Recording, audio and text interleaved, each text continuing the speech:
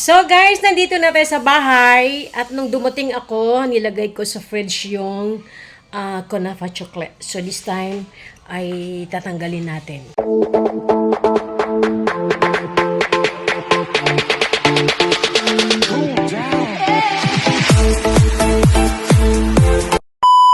So at ito, tinanggalan natin sa fridge kasi sabi doon ng sales lady na dapat pagdating daw sa bahay or dapat ilagay mo na to sa fridge at least mga 10 minutes, but I put it more than 10 minutes para pag kinain natin ay crunchy siya, no? Para yung katulad nung napanood natin na yung lumagal nutok yung pagka-crunchy niya, o di ba? So sige, samahan niyo ako guys para ano natin ito, i-unboxing natin. At ito na! Very excited na si Tita Belle na tikman itong Kunafa chocolate. So siguro narinig niyo naman yung sa isang video ko bago ako nag-end sa video na yon. Sabi ng sales lady, yung fix kasi na chocolate is talagang from Dubai. This is also from Dubai. Pero ano lang siya, different company, something like that. Ayan, so nakita nyo, ayan. Ayan. So, ano lang siya is, mas mura lang siya. Kasi yung fixed chocolate, di ba na, nakita nyo yung presyo kanina, $65.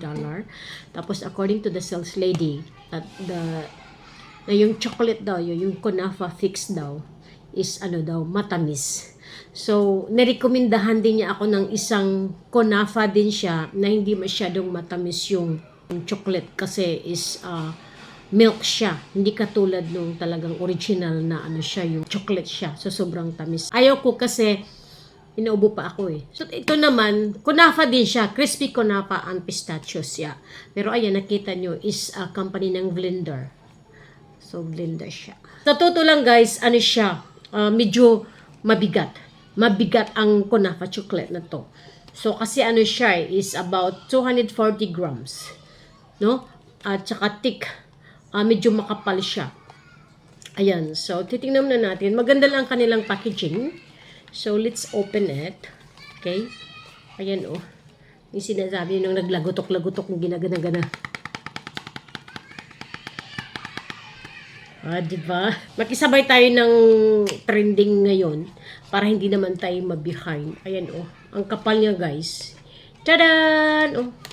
Sobrang kapal. Paano natin? So, makapal. So, ganun lang siya. Parang napakasimple lang ng pagbukas ba. Walang arte-arte. No? Kung sa tao pa, walang makeup-makeup. So, ayan. As you can see, it's very heavy siya, guys. Oh. Mabigat siya, guys. Ayan. Tak-tak-tak-tak-tak natin. Tak-tak-tak-tak-tak. Kacharot na ang istorya ha. Okay? So, ayan. Si Kunafa pistachios chocolate. Ayan. Oh. Tadaan! Oh. Wow. Tingnan mo ang kanyang is a Blender chocolate. A Blender chocolate. Ang kapal. Sobrang kapal. I know. Yay!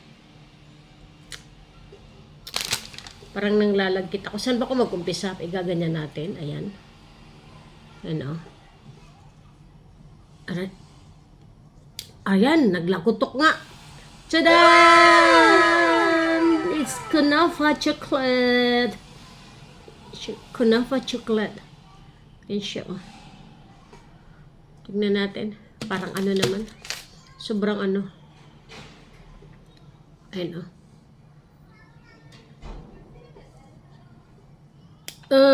Lumagotok. Try.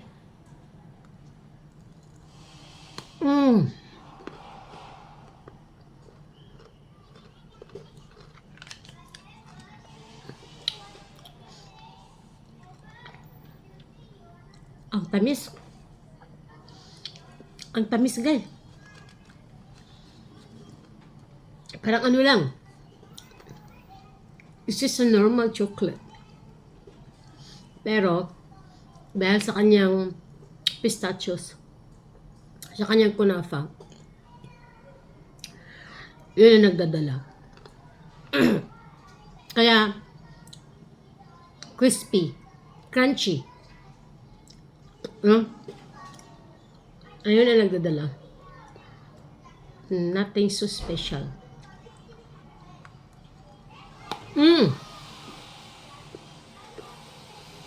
Lumagutok.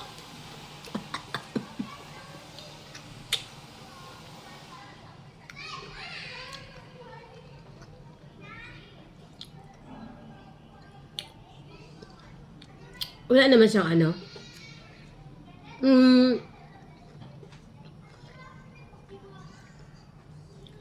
My own review lang. I don't know bakit siya masyadong nagbabiral ang kunafa chocolate.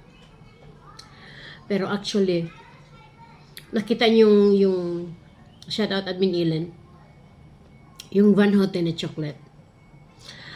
Mas masarap si Van Houten. Kasi si Van Houten, nandun yung talagang mga nuts. Meron siyang walnuts. Ito, nothing special. Pero syempre, wala. Yun lang. Siyempre, galing sa face yung chocolate, natural, malutong talaga. At saka yung sa loob, yung pinakakunapan niya, yung nagdadala ng gutong. Siguro kung hindi ko siya nilagay sa fridge, hindi siguro ganito kalutong, no? Diba?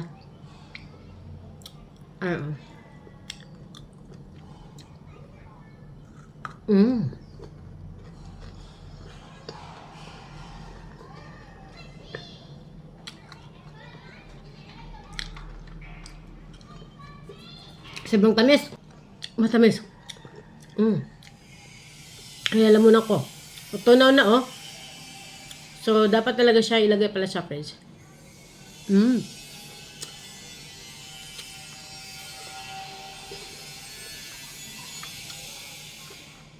Tama na guys, baka kakapin mo lamunan ko.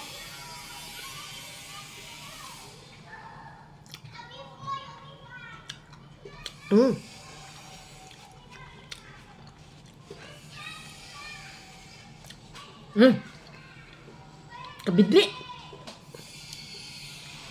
Ganun lang. Pero sobrang mahal, no? Yung pinakamura na nga binili ko, just one bar of chocolate, $40. Kayo yung tatanungin ko, what do you think? Worth ba itong bilhin ng $40?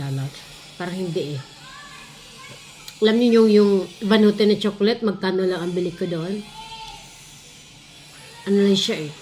Pag nag-offer kasi yun, worth lang siya ng $5.99.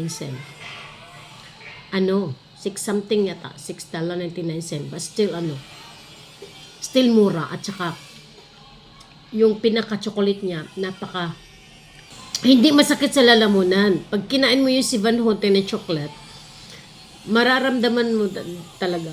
The minute you will bite the Van Houten chocolate, ang smooth sa truth, guys. Ito parang napaka-sharp. Yung sugar niya. Sorry. Yes. Napaka-sharp. Kaya talaga parang masakit sa lalamunan yung tamis niya. Di ba kasi merong ibang chocolate na kahit matamis siya, hindi masakit sa lalamunan. Or baka dahil lang siguro may ubo ako. I don't know. Di ba? I know.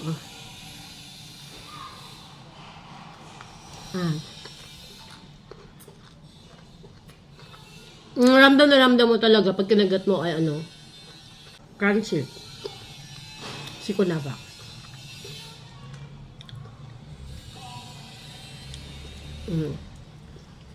Okay. Sama na guys.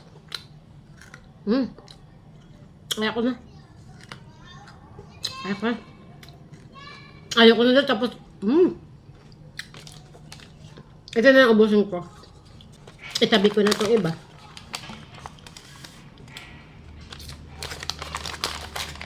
Some other day naman.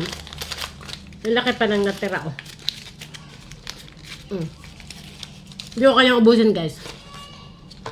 At least, natikman natin si Kunapa. Diba? Hindi na tayo ma-behind. Kasi lang business ako, nag-attempt niya nag-order. Online, palpak lahat. Kahit mag-order ako sa Shopee,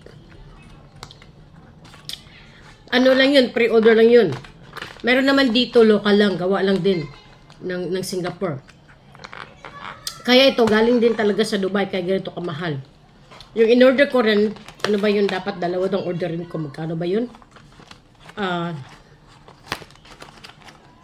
Parang siya? 2 for... Hindi ako pwedeng umorder ng isa. Dapat dalawa. Pag dalawang orderin ko is $50. Pero mag-antay pa akong kailan i-deliver. Tapos, minsan, nag-attempt din ako ng ano, parang mayroon silang show. Open show yata yun sa isang shopping center na pumalpak din, pinuntahan ko doon, di ko mahanap ang lugar. Yung palang nakalagay pala doon, is not everyday silang open. Okay? So, that's all for today. Ang ating kunafa. Crispy kunafa pistachios chocolate. Nothing special. Sa totoo lang, nothing special.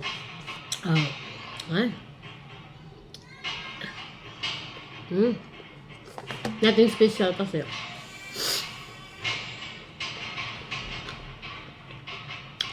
Subang tamis.